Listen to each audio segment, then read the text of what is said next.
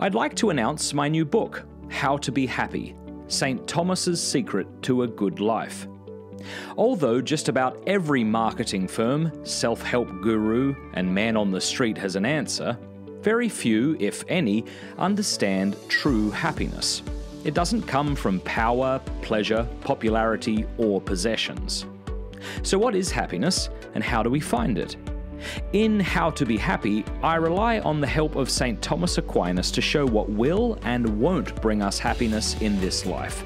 My hope is that by making the thought of Aquinas accessible for today, my new book will be a helpful guide to a good life.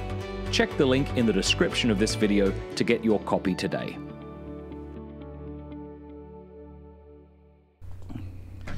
Dr. Andrew Swafford, nice to have you back on the show. Hey, Matt, so good to be with you. This is awesome, man. You remember last time I had you on the show, I was like, hey, fly into Atlanta, get an Uber, drive an hour north. And then COVID broke like 2 weeks later, right? It? Yeah, it was right before COVID, yeah. How have you done during the COVID season? How have things been? Oh, I mean, like a lot of people, but we moved into a new house just this past March, and we had 1883, had lots of renovations, and nice. we you know, COVID hit right in the middle of that, and so that slowed things down quite a bit. But that's about the age of our house here in Steubenville too. Is that right? Yeah. Yeah. But finding work is really difficult. Well, everybody's redoing their houses, right? So it's almost like everybody's at home, you know, and tired of what they're looking at, and so all these workers, I mean, it's like they didn't need our work, right? They're like, you know, I'll be there in 6 months. We're like, man, will you please come show up and do this work? Because I'm confident I can't do it myself. Yeah, terrific. So, have you been traveling or just... Were you traveling a lot before? I mean, you're a full-time university professor. Yeah, you know, not a little bit, but not too much. I filmed a Hebrew study in May of 2020 during COVID. We filmed that in near Philadelphia.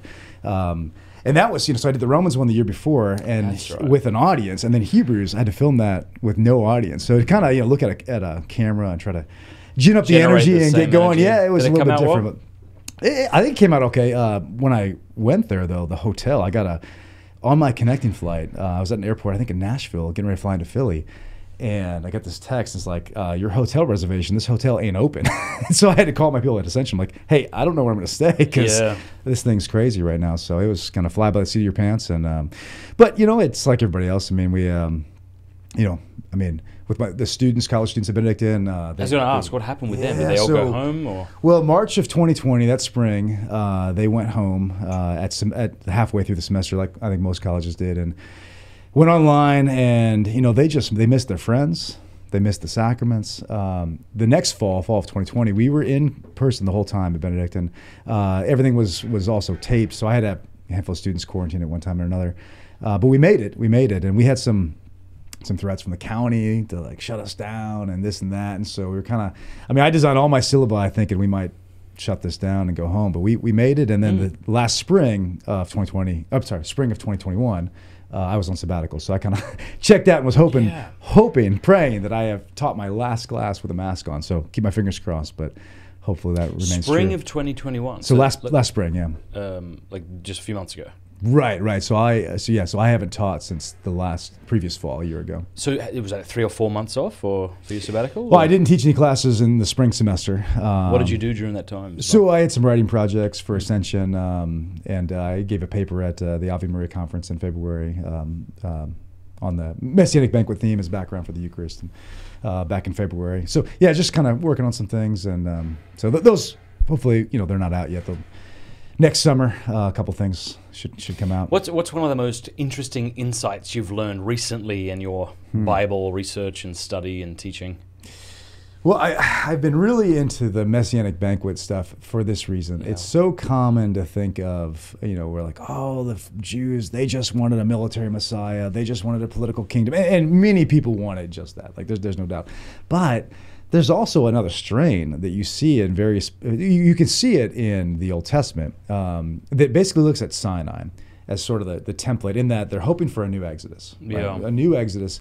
And the first Exodus from Egypt to Sinai, and really ultimately to Jerusalem, earthly temple. But on Sinai, you know, where you have the covenant sacrifice and the word of God proclaimed in Exodus 24, verse 7 and 8.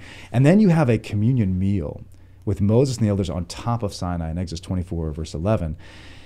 And basically going up top of Sinai is like going to heaven itself, God's presence. And so this communion meal, I mean, the Exodus doesn't terminate in political liberation. It terminates in worship, in liturgy, in the whole tabernacle complex. And so the prophets look back at this in this hope for a new Exodus, and they see this Messianic banquet motif, that what happened on the top of Sinai, this banquet meal in the very presence of God, this is sort of the prototype of what God will do in the fullness of time when in the Messianic age, this, I mean, like Isaiah 25 verse 6 through 8, you see this in Zechariah, and then you see this in some of the Dead Sea Scrolls, 2nd Baruch, some in 1st Enoch, where there's this hope that there'll be this Messianic banquet marked by an abundance of wine that overcomes sin and death.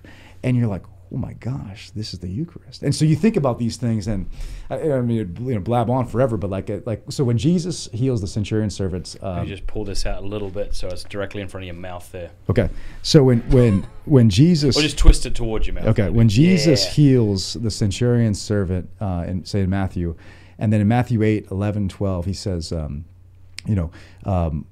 basically, I have not found such faith in Israel. He praised the centurion. He said, people will come from east and west, and that's not just geography. This is more that, and they'll come and sit at table. So there's the banquet motif with Abraham, Isaac, and Jacob. So not just from all places, but from all times. And those who reject this will be the weeping and gnashing of teeth. So this is clearly an eschatological banquet that's gathering the deceased. Right. So in other words, what I like to say to students is, it's not just that Jesus is mimicking, obviously, like these Jewish expectations. How does he tap into them and transcend them? How, when we know these expectations, how do Jesus' words kind of resound all the more? So the Messianic banquet motif was pretty exciting. It was fun to present that. It was received pretty well. We had people like Waldstein was there. He's here now. Mikhail Waldstein, Gregory Vall. So I had some theologians and Bible scholars in the audience. Yeah, what's that like, giving a paper at an academic conference like that? How do you get feedback, and are you nervous as you stand there before your peers? Oh, you're definitely nervous because it's a very healthy, beautiful thing. But, the academy, like anything else, can invite the egos in us all, right? So the lights are bright, the lights are on, and and questions are afterward, right? And with all due respect, I was there too, especially those graduate students, right? It's like the question. Oh, the question is preceded by like a massive comment. It's like, well, how does this resonate with the third recension, the German edition, page 47, footnote 95? It's like, this ain't a question, brother. But it wasn't like that. It was great. But because. You good, Joe? All right. Yeah, so it's fun, it's good. Do I get nervous? Of course, totally. I mean, you're there with I had some of my colleagues with me in the audience too, and you want to perform in front of them. But what's it? Because you do a lot of public lectures as well, like you've been doing here at the Franciscans, defending the faith. Yeah. Yeah. What's the difference as you prepare for? Yeah. So I mean, ideally, the public lectures are rooted in serious academic work, right? Because you never want to make bad arguments for good things, right? So you want to know that you have kind of turned over every stone, or at least as many as you can. There's a technicality that shows up in an academic conference. So you typically read a paper, because the argument is too dense to kind of give it extemporaneously. And for better or for worse, good theology, as one of my dear friends, Father Catchton Cuddy, is a Dominican priest. He's like, look, there's no truth about God that shouldn't move you. There's no truth about God that shouldn't move you. The theology really should shape and form not just the head, but the head and the heart. And it's, cliche to say, but in the academy, especially when you're just tied in, with minutia and abstruse things, arcane things, and it can be easy to get caught up into those details and maybe miss the whole point of why you went into theology in the first place. Yeah. And so I think doing the public lectures, I think it's good to have a hand in both, because you come back to the people, you realize, this is why I got into this, and I want to give you academic solid teaching. But theology is also about conversion. It's about God, who God is, and what he's doing. It's not about my own ego, CV, publications. And I mean, I wish it weren't the case, but academics are not immune to this, and I felt these pressures more at other times in my life, because especially when you're early on, like you're trying to establish yourself, you want to just like, but any other career has this, right? Yeah. And then do you have like mentors or something who would kind of help you along with this and say, here's how not to let ego get in the way, here is the way to kind of keep Christ central? Yeah, that's a good question. So I'm pretty blessed at Benedictine. There's, I think, 10 of us in theology.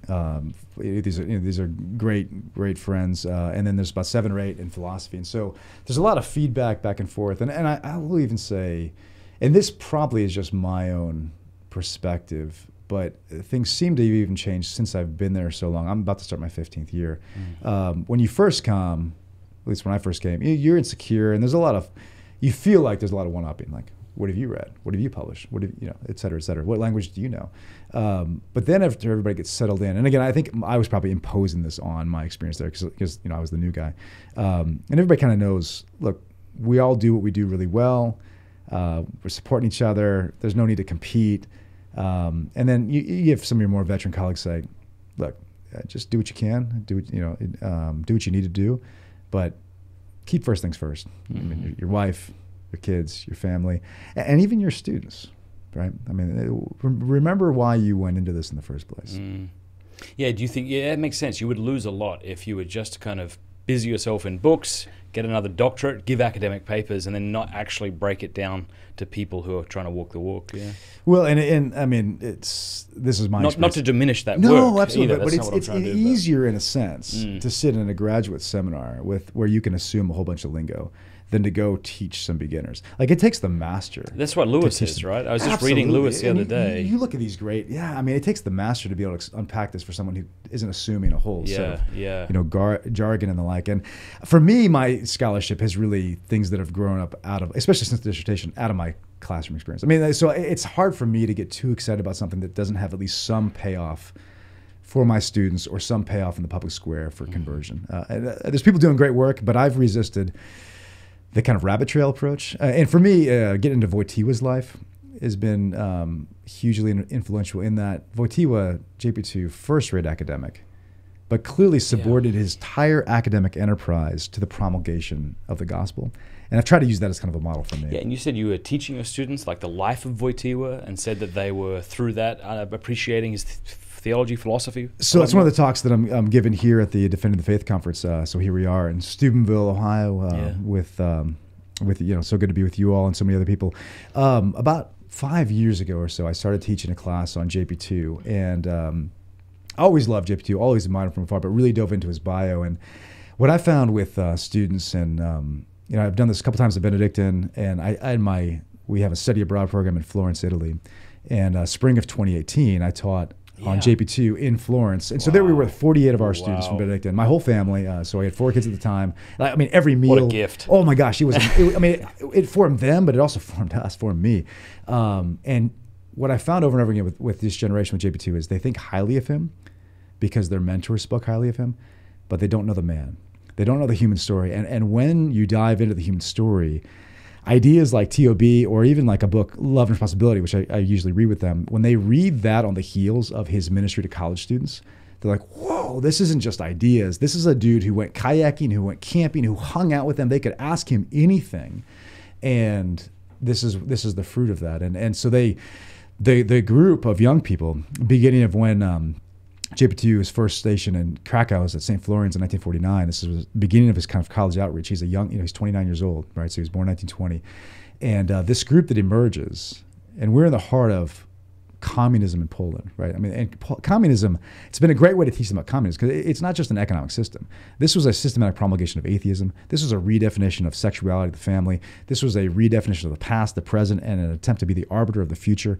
And he took these students where they really couldn't trust anybody. They couldn't trust their peers, who's an informer, and they finally, for the first time, could enter into real Christian and Catholic fellowship and friendship and actually acknowledge their faith. And he had to take them out, and he formed this community, and they called themselves eventually Środowisko, which means environment, or he liked milieu, and it was sort of like a zone of freedom in the midst of communist Poland where they could really enter this kind of deep friendship. And these people, he saw them get married, saw them have kids, got to know their kids. He got to know their grandkids. And so this became, so from 53 to 78 until he became Pope, they went every year on a 2-week kayaking trip in August.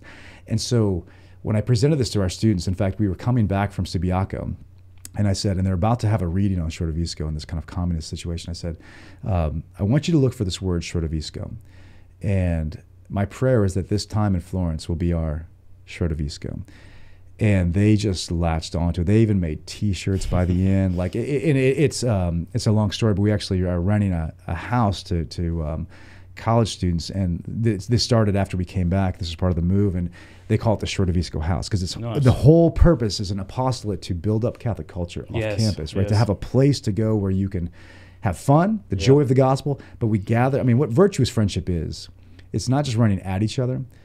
It's about something. It's moving toward a goal. Absolutely. With someone towards something. Exactly. Precisely. And they had and these are great students, but that semester, man, there was conversions happening, conversions deepening. It was like, who wants to go all in? Who wants to be a Jedi for Jesus? Who wants to, I mean, like, in Benedict, we got great students, but it's, things are different than back in the day. And it's like, it's easier to kind of do a little bit of a poser thing. Maybe you say a rosary, maybe you go to mass a couple times a week. Sure. But the human formation might be lacking with chastity and drunkenness. And I don't mean just a fall. I mean kind of like, not seeing it as a problem. And so we had a lot of students who was like, I want to go all in. And then it gets exciting. That's so cool, isn't it? Yeah, do you have many students like that who come into your theology you teach, right? Mm-hmm. Theology class, scripture class, and you can tell they're not really buying this stuff? Is anyone kind of antagonistic towards the faith, or is it more just a sort of apathy? So, I mean, so Benedict and where I actually went as a student, we have, especially with athletics. I mean, if I get a student from New Jersey or Oregon, or we have students from 49 states, so I think everything but Maine right now, they're either there to play football or for the faith, right? So there's definitely a room to evangelize and to be kind of in the world, not of the world, even though we have a number of just incredible, amazing students. So that definitely happens. And there's also maybe another category where you have students who maybe had a conversion, maybe they went to a student book conference in high school, maybe they're even there to do theology or evangelization, but the culture is seeping in everywhere, right? So occasionally, even those students will have struggles and negative influences and the like, and I think. This is where Wojtyła has been so big for me but this is kind of related to the kind of academic minutia question, especially for those students, and really I think it's true for all of us. If you get in too far into the weeds and the minutia, and you can't answer those, so what's the point question? Like, what's the upshot? What does this matter? When you can't answer that, it's like it sterilizes what's happening. Whereas Wojtyła is kind of an anchor. Like they see the point, and they're willing to read hard things. I mean, Love and Responsibility is not an easy text. No. I mean, Witness to Hope, not an easy text. Like they plow through those things because they see that this matters. And so, I mean, sometimes they get pushed back, sometimes this and that. It depends on the class. But I think harnessing why we're doing theology helps a lot, if that makes sense or not. Because if they can't see the point, they can't see the upshot, it's hard for all of us to be motivated. Mm-hmm. Yeah, for sure. So what have you been doing outside the classroom? Other than working on your new house? Yeah, well, that and our new family jam is Jiu-Jitsu. So it's so like Brazilian BJJ. I mean, we started back, oh my gosh, back in March, about 6 months. So it started with it. So I got a colleague in philosophy, Jim Bad, and he's what's his name? Pat Flynn. He's on the Pat Flynn show quite a bit. Your listeners might know him there. But about 6 years ago, he started it with his kids, and he's a great guy. And I've watched what's happened to his kids, and he's been talking me about it for years, And his oldest, who's now a Marine, so started when he's like 13. I said, well, has he gotten more confident? And he's like, he's become more confident and more cautious. I'm like, oh, what do you mean? He's like, well, now by the look of a guy, I mean, he might be trained. Like, you don't want to go. You don't know. You don't know. And I'm like, that humble confidence, like that won me over initially. And so initially it was like self-defense for my older boys, right? So they're 15 and 14 now. But then I'm like, man, I want to learn this art. This is because and people are like, some people are like, what's jiu-jitsu? And I'm like, look, just think UFC, but no punching, right? Or think wrestling with less rules, right? With joint locks and chokeholds and stuff like that. And the whole deal is like the smaller, less athletic guy can win based on position and leverage. And when I first started, man, dudes 20 years older than me were just whipping me around because they weren't 20 years older and as big as you, I presume. Or were they? I mean, it's all over. I got some, yeah, probably not. But I mean, like, it's amazing what just like the know-how, the knowledge. Because you're a big guy. That's my point. Right? Yeah, I mean, there's some big dudes there that still whip me, and I'm at the beginning stages. But I know, and I told you before we came, I did my first jiu-jitsu class last Thursday, awesome, so it was man. crazy. Just this morning we were texting. What should we talk about? Yeah, I know. Yeah. So we had our first tournament a couple weeks ago. Did you? Me and the two older boys. Tell me what that was like. Well, I was nervous as heck, but I mean, and so now like my 6-year-old son and my 10-year-old daughter. So now we got 5 of us in. Only my wife left, but she at first You'll get her. She's like, "What are we doing here? What are you doing?" But she's been won over by just the transformation. And so, yeah. So my second son, he took second place in his division. This is like a local tournament in now it's difficult to get Kansas. kids. Though. I mean, so we had to drive an hour to get there, but it's difficult to get kids to learn those different holds and locks. And is that what they're doing at 5, or are they more just sort of? Well, the 6-year-old is a little bit more just kind of getting them started. But my 10-year-old daughter and the 2 older boys, like they're learning everything. And I'll say this: my 15 or 14-year-old. I mean, if I go like 80%, like they're more technically sound than I am. If I go 80%, they can submit me. No way. Yeah, I promise you. And it's like I'm like, this is so cool. Awesome, right? So, but yeah, my one son took second in the and then my other son won 1, lost 1, and I only had 3 guys in my bracket. So I was in the 30 to 39-year-old bracket, white belt, weight, right? So when you have local tournaments, there's often not that many people, and by some miracle, I actually beat them both. The first dude should have beat me. He was throwing me around, and I just kind of kept my balance and ended up on top. And the second guy I submitted though with a key lock, and I was like on cloud nine. Now I'll probably get my tail whipped the next time. So I'm at the beginning stages, but I know just enough to know there's a galaxy out here that I don't know about, and I want to know this art. As I said, I've only gone once, so I plan on bringing my kids next week. So I know nothing. Oh, I literally looked up a YouTube video last week, like, what do I need to know before I go? Yeah. And the number one thing they said, what do you think it is? As soon as I say it, you'll be like, absolutely. Calm down, don't panic. Hygiene. Because, dude, I had a guy's sweaty face pressed against mine. It was like aggressive cuddling. And you have to like shower, brush your teeth, make sure, honestly, because you are right up in each other's dude, grill. It knocks the like dualism out of you. I mean, it's like I have a body. I'm cool. But think about this, like we are so. So my colleague Jim Madden, he's still talking. He does a lot with philosophy of mind, and he's all the neurology and the Thomism and reconciling this. And so he's like, look, I mean, for most of our historical existence, like you're there and I'm here. We have this like separation. He's like, look, in jiu-jitsu, it's like your partner's got a cold, you get a cold. I mean, like, it's like we're so afraid of the body and getting close. Especially like, in this time of COVID. Yeah, or, dudes rolling around like this, like, oh, is this sexual? It's like, no, it ain't sexual. We're trying to learn how to kill each other, right? Yeah. I mean, like, and that, like, it's so cool. It's so, it almost like brings back, it kind of balances out that weird view we have of, is this sexual? It's like it kind of shows you in a real tangible way that it's not that. Of course, and I mean, I had a dude just last Thursday, his butt was pressed against my chest, his face was pressing my head into the mat, got me into an arm lock, this repeatedly. Got to know him really well. But that's the point. And I don't know if it's like where you are, but it's like a team sense. Yeah, people are real cool. And it's not nearly as macho as you think. I mean, it's sort of like... I was really nervous, I have to say, because Lesniewski was going to go with me, but then he bailed because he had a busy couple of weeks. Yeah. So I went on my own. I was really scared. I'm like, I'm just like, I'm out of shape. I'm not strong. I hope this isn't one of these kind of... But as you say, people were really cool. And you know what? It's probably because... humility, because no matter how good you are, right, someone's kicked your butt before and can do it again. So and they may not look like they could on the street, but they probably could in real life. But just because they're skilled, and there's a humility there too, like you said, because I asked my buddy, I'm like, okay, I'm nearly 40 soon, right? So, how old are you now? 39. I'll be 40 in December. Sweet. Yeah. So maybe my next year my bracket will get better because it's 40 to 49. Yeah. But I'm like, I'm asking about like injuries and stuff like this. Like, look, the way you get hurt in jiu-jitsu typically is you don't have the humility to tap when you need to. So like, it's like if you're beat, just tap, right? Yeah, and it's like it's that easy. And he told me stories about his like his sons are really good. Like they compete. Like he's got a 15-year-old he's like 6'3", but he competes as an adult blue belt.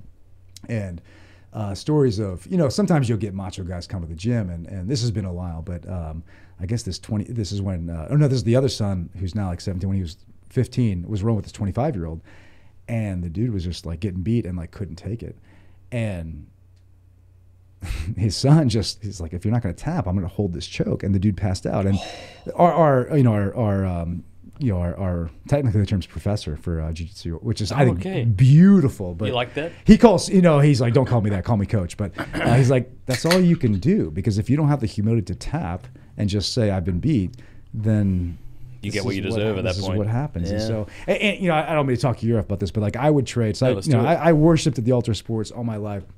I would go back now and I would trade all my years of football to start jiu-jitsu as like a 10-year-old. Because and why? Well, I mean, sports are great. They can teach character. I'm still a fan, absolutely, and my kids still play them. But it's like, like in football, we use all these like military metaphors. It's like, dude, this is a game. This ain't like a real war, right? This is a game, and it's like, you want to know how to throw a ball or be able to kill someone if you need to. Now, God forbid, you hope it never happens, but it's like, what really matters in training the man or the woman, right, for self-defense? But isn't there, there's obviously, I think it seems like there's virtues in football that you wouldn't learn from jiu-jitsu. It's not a team sport in jiu-jitsu so much. I'm not denying that. That's true. But I just think there's such a vanity and chasing the glory in our culture. Whereas, take a Benedictine, for example. When I love the football players. I was there, right? But when you get a student who's like cross-country runner, track runner, kind of a non-glory sport. I see. Especially in Kansas too. I'm sure college football in Kansas is everything.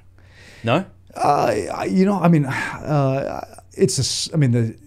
Probably yes and no. I mean, like everywhere else, sports is like king. I used to live in Texas. So college football in Texas is massive. Well, I grew up in Ohio, so but Texas, California, Florida, typically Ohio, Pennsylvania. Some of those are up there from high school football. But yes and no on a smaller level. Okay. Now the football team at Benedictine, you get guys from all over the country who weren't quite good enough to play big time, but it's better than you would think. But I guess my point is, so you're right. There's a team dynamic. There's virtues you learn in other sports. But you personally would go back and I've had long discussions like that with my brother-in-law, for example, and because he's like, why aren't I learned so much from football? I'm like, I get it. But the lessons you're talking about, I don't think that you could not have learned them on a farm 100 years ago. You see what I'm saying? So I get that sports can teach you that lesson. For some kids, that might be the best approach. But if you grow up in a bigger family and you're like serving, here's where I was, and I think a lot of people are like this. I had intense work ethic when the lights were on. Yeah. Right. I could go all day with the mirror right there and with the kind of the varsity, Friday Night Lights glory and trying to play college ball. But I didn't have serious work ethic when nobody is watching to like do household chores or to rake the leaves or like that old school farm ethic that has the discipline to do things when the lights aren't on. I'm not sure that in the American context, sports teach you that. Maybe some do, and maybe something like cross country does more so. But the whole varsity blues culture, I remember when that movie came out in high school, it's like, that's what I want to be, right? I mean, like, I don't know. So, I don't mean to oversell it. Sure. But and we homeschool too. So this is going to give them something to compete in. And it's also something that you can take with you forever, right? So I hope to do this until I can't do it anymore. And there's one more thing. Like in the high school sports, really even you play club ball earlier on, like you miss a practice, it's like the end of the world, right? But jiu-jitsu doesn't have a season. Right, and you got to be committed, to the program, to the team if you're going to get better, and you're going to help your partners get better. But like you miss a practice, like it'll be here when you get back. You know what I mean? Like it demands, it's demanding, but yeah. I like that because when I had my kids in soccer, the idea of you get to practice twice a week, and they're only like 8 years old or something, you know, and. So I do like that where it's like, hey, we got something more important on tonight, or our family just wants to be together as a family tonight. Yeah. But as you say, it's like on every day of the week, basically. So. Yeah. I mean, so I just think that there's something balanced about that. I'm not sure what I think of the morality of UFC. And here's an argument I've heard. I want to run it by you. Yeah.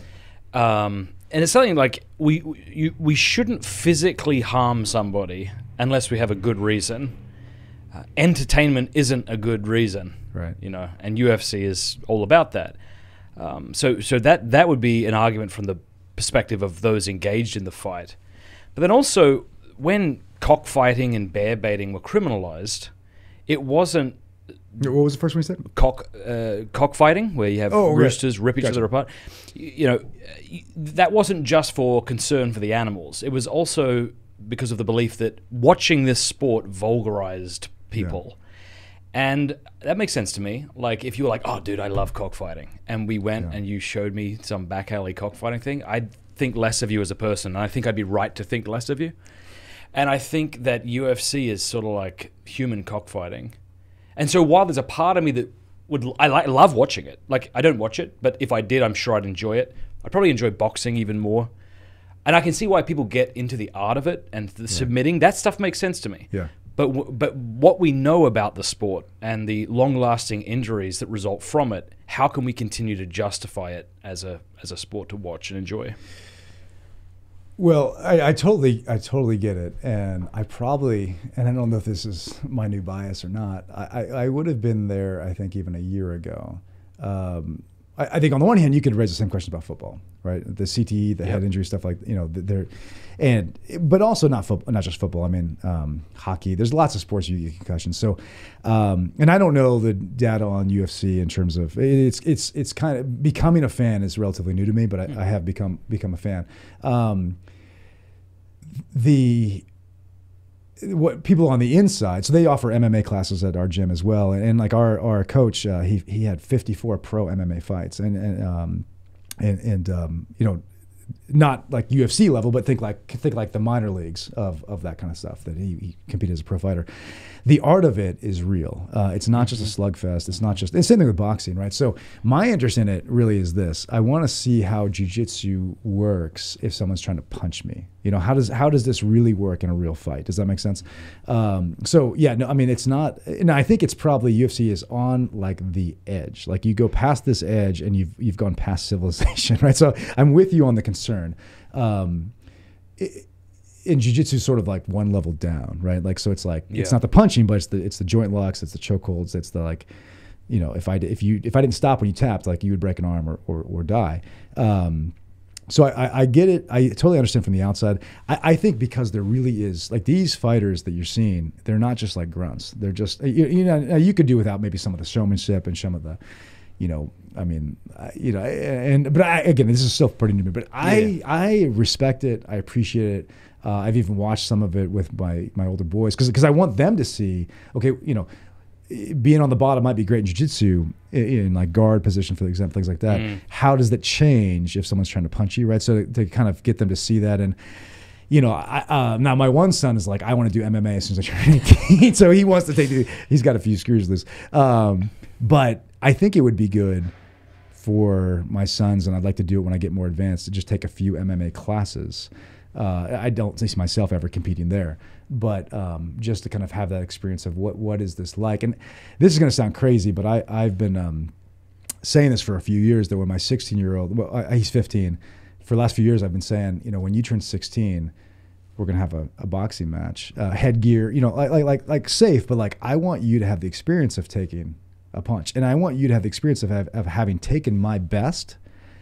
And it's sort of like you know, all cultures have always had this like male right of like becoming a man, the before and the after, you know, and my wife still thinks I'm crazy, and you know, but we're still planning on going through with this. Again, not to like hurt each other, right? But like for him to know, this like, is not against his will, no, you know, like, no, I'm going to punch you, right? He wants it just as bad, and he's going to get me at my youngest, right? So my 2-year-old is going to get me a different version of me, but I just think that what will happen to him internally. So it's sort of like, I'm blabbing on. I'm not giving you an answer. This is terrific. But the whole toxic masculinity, right? I mean, like today, and this is terrible. People are probably yelling at me for this, but like, I mean, in years past, it wasn't the worst thing in the world for that 12-year-old to get in a fight at recess, right? Because one, like, you have that experience. You know, not that you're picking on someone, but like, you know, just stand up to the bully, what have you. But like now, on the one hand, toxic masculinity, get that guy out of here, or some dude might pull a gun. Yeah. Do you know what I mean? And so doing jiu-jitsu or even UFC, or it's an outlet for some of that stuff that is still in a relatively controlled environment. That's still, relatively speaking, should not end in death or serious injury. I get that, you know, but I think anytime you go into sport or contact sports, you're going to take a risk. But what does it do internally to the young boy or the young girl? I mean, my daughter Kate. So Jim, my friend, I mean, his daughter's like 17. She's a blue belt. It's like the confidence that she has now after doing this for like 7 years. Like, that's a pretty cool thing. And you can still be feminine and do it, but it's like, you know, it's a crazy world out there too. So I think self-defense, especially for the ladies, it's not a bad thing. So that's my 2 cents. Is that I think UFC serves that purpose of like, what is this? How powerful is this art in a real combat environment. And back in the day for me, it would be like, hey, can I take this guy? Like, am I bigger, stronger? It's like, no. Am I skilled enough to believe in my skills and not just in my brute strength? Because someone's always going to be bigger than you. And what do you know about how Brazilian Jiu-Jitsu kind of rose to prominence here in the States?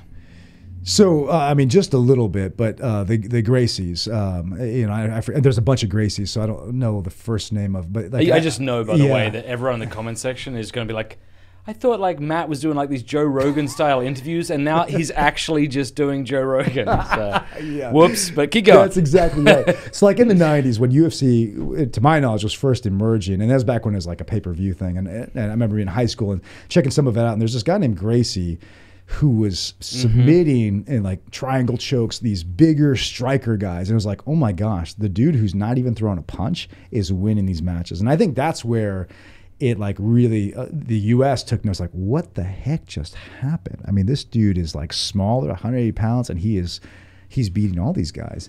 And I think and there's a bunch of Gracies that have, like, I think in California and whatnot, that's where it's really emerged.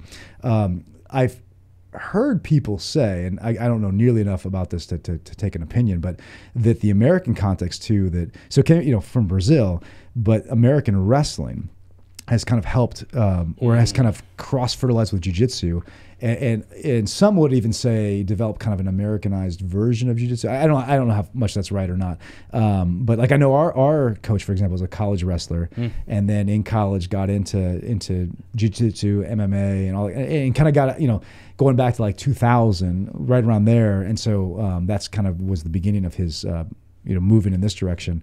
I just think people, I mean, the whole idea is that the weaker, less athletic guy or gal can win by position and leverage. And, the reason it's such an art is, I mean, if you do the right move, like one of our coaches will say, look, if you have to strain, it's not the right move. The right move at the right time should be unbeatable. So it's like a chess match where you're thinking 2-3 steps ahead, and it's just not a grunt macho thing. It's like, do you have the skills that'll be with you the rest of your life? That's why I love it so much. I love it, man. That's awesome. Do your kids do other sports, or is? Yeah, so I mean they've done so baseball, soccer, basketball, and then but as my older ones have aged out, I mean there's a point where they'll be freshmen in high school next year.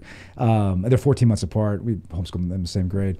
That at least in Kansas, you have to take 5 classes to compete at the high school, and so we're just going to keep homeschooling. And in Atchison, there's like 180 kids homeschooled that are like 15, 16. So it's almost like a co-op. It's almost like another school, right? So because of them aging out of some of the, jiu-jitsu is really all they're doing now. My younger kids are still playing soccer and still playing baseball, softball, things like that. To your point earlier, I wonder if this has something to do with it. When you play soccer, you train once or twice a week maybe, and then you have this match where everybody stands around kind of screaming and watching you. But like in jiu-jitsu, almost every time you go, it's training.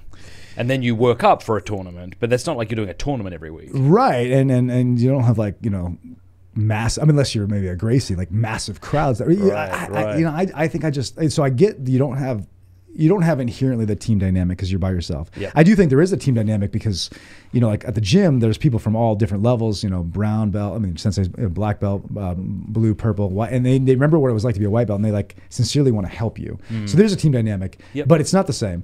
But I just think the humility and also the confidence though. So like, okay, so you play on a team, you win a championship. Yeah, you're excited, but it's like you own that a little bit. But like you step onto the mat and you win a match, or I like our coach says like it's not winning and losing, it's winning and learning. But like you did that. Nobody else did it for you. It wasn't like a lucky call from the ref. Like that's right. You did that. And again, I'm at the very beginning. I won 2 matches. The first guy should have totally beat me. But like there was something like, wow. Did you get beat at all in this tournament? I didn't get beat. No, wow. I mean, like, so 3 guys in our bracket, but the second guy though, I did submit, and it was like I'm actually doing jiu-jitsu, right? It's not just like because there's a little bit with white. They say with white belts, it's like it's they don't have the skill to like really do it, but doing an actual move that I learned and executing it, it's like wow, this stuff really works. Have you asked your professor or your instructor if you could go against him? What would happen if you did? Oh, he would destroy me. Oh my gosh, no, he would. And lots of those guys would destroy me, and do. I mean, on a regular basis. But it's even they've said like, dude, you've gotten so much better. Wow. Just because it's up here. It's not like you're. And even like like my buddy, for example, that I'm talking about, he competed as a powerlifter in grad school, PhD at Purdue, and he's since lost a ton of weight. He's like, he hasn't touched a free weight in 2 years. He's like, I'd rather get better at jiu-jitsu. And he's like, wow. Do you want to train so you can look like you can win in a fight, or do you want to actually be able to win in a fight? And so, I love it. Like just both. Well, yeah, but he's just like, forget the vanity of it all. And he's like, and even like, you have some guys who will show up for a little bit, like, I'm not in good enough shape. That's so me. So That's totally me. Like, we're always like, hey, dude, like, you're not going to get in jiu-jitsu shape by running on a treadmill. Like, it's almost like the spiritual life. It's like, don't perfect yourself and then come to the Lord. It's like, no, just stick it out. Submit yourself to the discipline. Submit yourself to the way, and then the submit tradition. on the mat. Well, but like, that's, I mean, it's sort of like, man, that's the wrong. It will get you in shape. No, that's a great, and this is really good advice for those who are watching, right? Because you do think that. It's like, once I get my stuff together, then I can do that, as opposed to just coming as you are. And there's no substitute for rolling. I mean, like, you can run all you want, but like rolling on the mat, it's so true, is the only way you get in shape to roll on the mat. Like, I used to do CrossFit, and it would destroy me, and destroyed me quicker than it did most people in the same box as me. But there is something about wrestling with someone, because you are just high alert, and like 5 minutes of rolling, as you put it. Yeah, that's like more exhausting than running a few miles. It is, and maybe not. The transition. No, it totally is. So? But what the transition that I've already starting to experience a little bit is knowing how and when to exert your in jiu-jitsu, because jiu-jitsu can be a slower game, and like the white belt's like the whole time, and he's gassed in 2 minutes, right? And you see these seasoned guys, and they're like, they're in a bad position. They're like, the heart slows down. They're just waiting for you to make a mistake, holding their energy, and then boom, and all of a sudden you're like, what just happened? And you're like tapping out. So the seasoned guys know how to use their energy. So this is really good. There's a lot of analogies here to the spiritual life. How would you analogize that to the spiritual life? I mean, people are going to say I'm crazy, but I mean, what's the first principle of the natural law? Do no evil, do good, and avoid evil, right? And jiu-jitsu is all about, it's a self-defense thing. It's all about using the leverage of your opponent against them. I mean, it's all about, think about the cross. Like, here's this great evil, and I will turn it on its head and make it the greatest good, oh happy fault. And maybe I'm crazy, but I see jiu-jitsu as comporting with a sacramental worldview in that sense, and that, like, it's not about violence for violence sake. It's about disarming and disabling my opponent, not even throwing a punch, not putting myself in a bad position, not breaking my hand, but I'll take your evil and I'll turn it around, and I will hold you in a position that you'll either will break your will and you'll give up and leave us alone, or I mean, so it's again, I'm not a violent guy. It's not like the macho thing, but it's I do think there's something beautiful about the art that is like effortless when it's done by the masters. That is the opposite of kind of just like a grunt macho. I'm gonna hit you in the head fest. Yeah. And even what you said earlier there about the white belt being kind of hyper vigilant, and the older man having kind of that prudence, knowing how to hold back, knowing when to strike. I was just thinking too, there's something like that in the Christian life when somebody first comes to Christ, and there's that passion and enthusiasm, which is great to see. Right. And maybe they just run a million miles ahead, but the first time they hit a wall or the prayer dries up, maybe they give up, as opposed to kind of taking into account our human nature. And I don't know. I think you're exactly. I think my conversion, like I was so filled with the Holy Spirit, and I needed it always, but I needed it to overcome certain sins. I mean that the Lord wooed me in such a powerful way. I mean, it's like He picked me up and threw me over the wall. Like I think back like free will and grace, and I'm like, that experience, like I chose it. I chose the Lord. I chose to remove myself from a bad relationship with a girlfriend, and but I literally don't think I could have done otherwise. Like it was so inexorable. Just this just and I look back and I'm like, I absolutely needed that.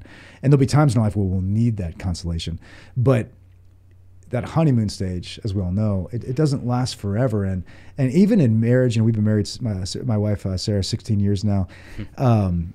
It's sort of like an athlete's second win, right? So there's the emotional highs, there's the honeymoon stage. Yeah, and because I think some people present this as, but then if you're going to make it, it's got to be an act of the will and just kind of, I'm going to be faithful even though I hate it. It's like, no, marriage, that's not what marriage is. But there is a sense in which the initial feelings, the initial emotion, the spiritual life or marriage will subside, and that will grow our love all the more because because the danger early on is you're seeking the Lord or your spouse for your own sake because of how you make me feel. But as the love matures, becomes more firmly rooted in the act of the will, there's kind of a second wind of the emotions that go deeper. And Wojtyła actually talks about this in Love and Possibility, that the emotional connection becomes more sober, less idealized. I mean, when you fall in love with the ideal, is that even the real person? But as the love matures, you become not just by your will, but even emotionally attached to not the idealized version of the person, but the real person, virtues and flaws in all. And there's a real kind of double backing on the will and the emotion, where I would even say, especially in marriage, but I think even with the Lord, it's good if the will is firmly committed to cultivate that emotional connection. And it's almost an act of the will to connect with my wife, and even with the Lord, right? So I think the emotional highs can go up and down throughout our life. That's Ignatian, right? The constellation of desolation. But yeah, there's a difference between enthusiasm and real sustained commitment, real sustained fidelity. But it doesn't mean you leave the emotions behind. You can still cultivate them. I remember just finding it really embarrassing when I first realized how much of my concern for my bride had more to do with me than her.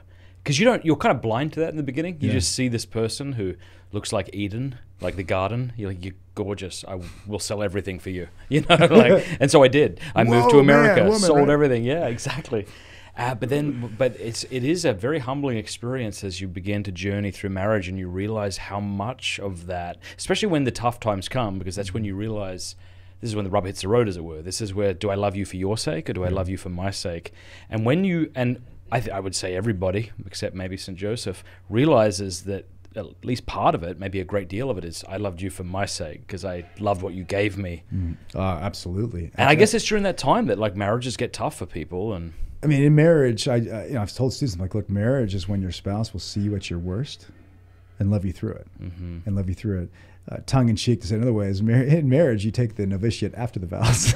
But it's a beautiful thing though. But that vulnerability, that I've been able to put my best foot forward for so long. I can do the dog and pony show from 7 to 12. Yeah. But now it's like you see all of me. Yeah. The good, the bad, and the ugly. But that's what makes it so beautiful. And like, I'm sure you'd say the same thing. I wouldn't trade for a second. We have 16 years in to go back to dating. Could you imagine? It gets richer every year. So there's a deepening.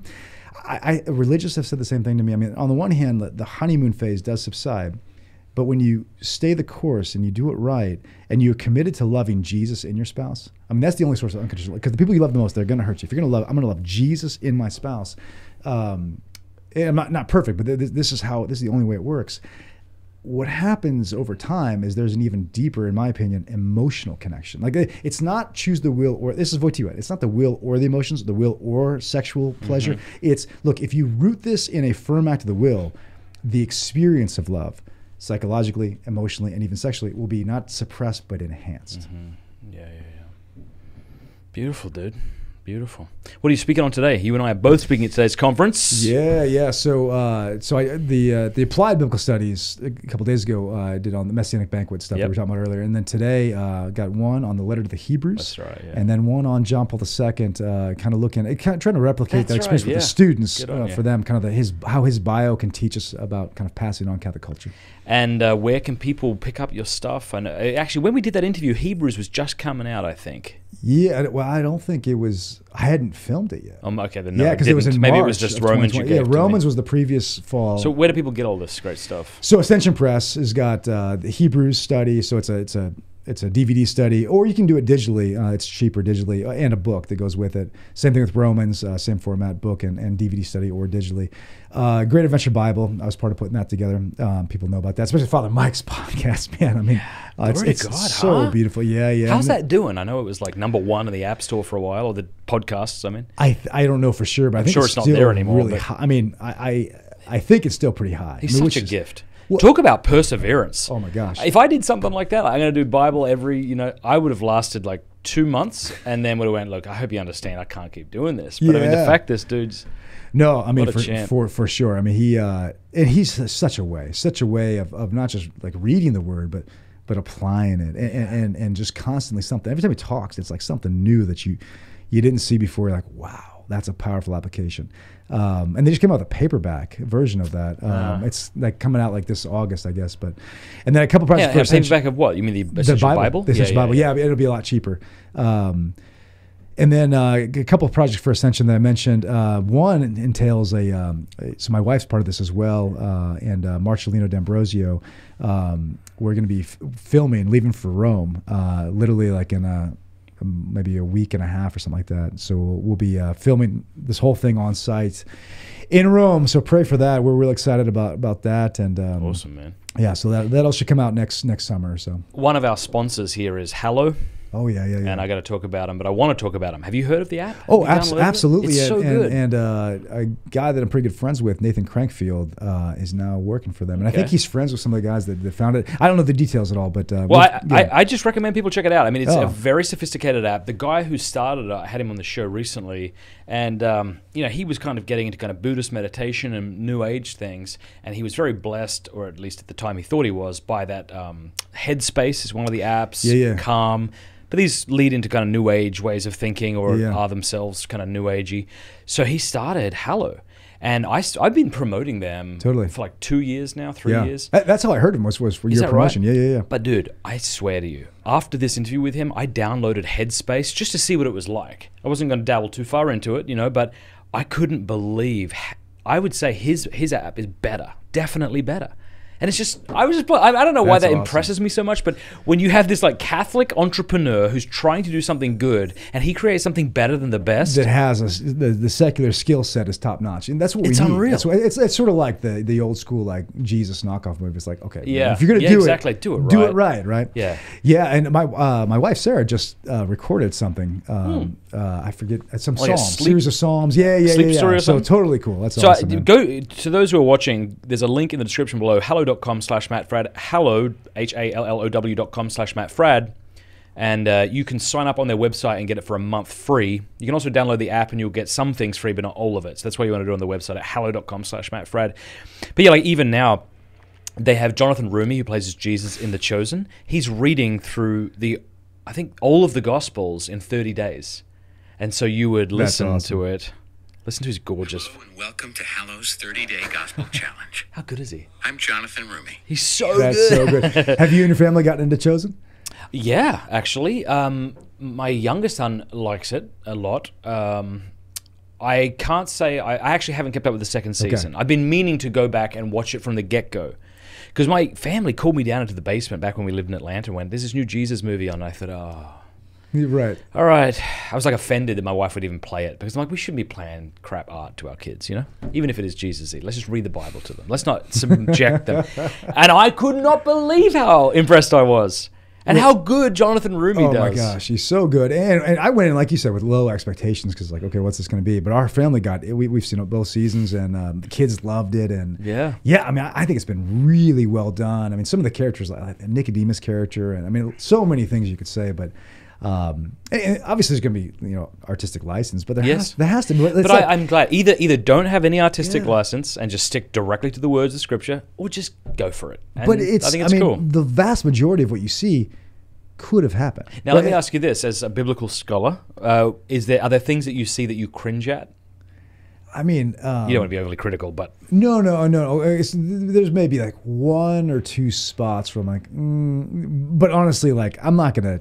Just like when I listen to homilies, I'm not going to be like theologian idiot who's going to like. It's like no, I'm a beggar. Technically, no. I want the crumbs at the floor, right? So I try to like really restrain that kind of stuff. But so I think it was, and I'm not good. I need to rewatch them to kind of have a pinpoint everything. But the scene with the Samaritan woman, which is beautiful, but the line about when Jonathan Rumi is like, we're getting rid of all that liturgical, priestly. We're just going to worship in spirit, which obviously is true. But there's a wee bit of I mean, and I think Dallas Jenkins has done a fabulous job of and I've heard that he's got like a Catholic priest, evangelical, and a Jewish consultant, and I think that has really shown up in spades. But that might be one little time where I was like, there's a little bit of the evangelicalism coming through in terms of maybe an anti-liturgical sentiment, but like that's so minor compared to what the portrayal of Mary I think has been beautiful. I mean, I am thoroughly pleased and happily watching this with my family, and it's been powerful. Yeah, to those who are watching, because I had Jonathan Rumi on the show, I think you can download the app, The Chosen, and watch it for free from that. Is that how you watch it? Or also yeah. VidAngel. Okay, so VidAngel. my son, my oldest is really good, like far more technically advanced than I am. He'll set the phone up, connect it to the TV, and so we can watch it on the big screen via the phone. So I think via the app. Sweet. I think that's what's happened. It's so good to have you on the show. Thanks for being here. Thanks for dropping by. Thanks for being awesome. Matt, it's just good to hang out with you, brother, and it's good to just, watch your ministry thrive from afar, your family, Cameron, your kids. Just honored to be your friend and honored to be with you, man. God bless you, brother. Sweet. Thank you. God bless. That's it, dude. Thanks a lot.